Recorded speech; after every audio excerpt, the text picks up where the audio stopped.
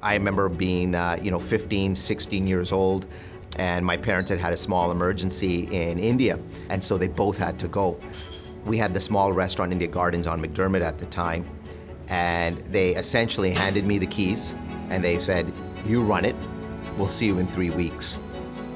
That summer, I can't tell you how much I grew. It taught me so much. It taught me how to get to the next day, and the next week, and the week after that. Some kids go to camp. I ran a restaurant, and it was awesome.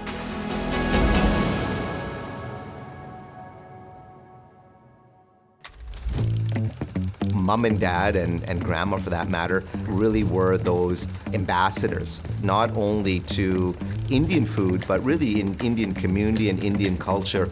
It really was that first generation immigrant working in a small business experience.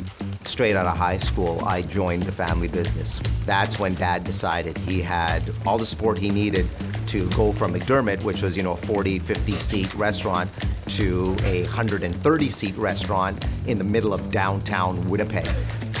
We have Mom involved, I'm here, my 2 brothers, my sister, my wife, my kids. But beyond that, we have almost 90 employees between our 3 locations in the 2 provinces and 2 cities that we operate in.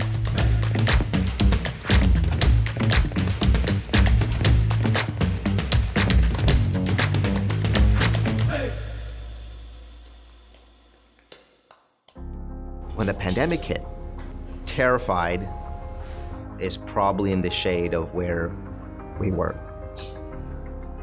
There was consideration around our staff, who we consider family. There was the thoughts around the legacy of the business. What do we do next? Just to get to the next day was a whole lot of guessing, hoping, and putting in a bit of faith. You think about the Manitoba Chamber's role during the pandemic, and they really emerged as a guiding light. It became this connection where we could all plug into and provide some insight. And they also became a bit of a go-to shop for government and decision makers and lawmakers. And so they would check base and be a trusted voice. And in that way, they were really good. And so as a small business person, when I was looking for answers, when there weren't a lot of answers to be had, they were invaluable. We're a buffet restaurant, and so buffets weren't allowed anymore. It was all about takeouts. There was no dine-in anymore. And so we started redoing all our kitchens in all 3 of the locations to a complete takeout service style. The reason we made it was our community and the people around us. I found that the people around the board and the leadership of the Manitoba Chamber really did listen, and they really did listen when it mattered.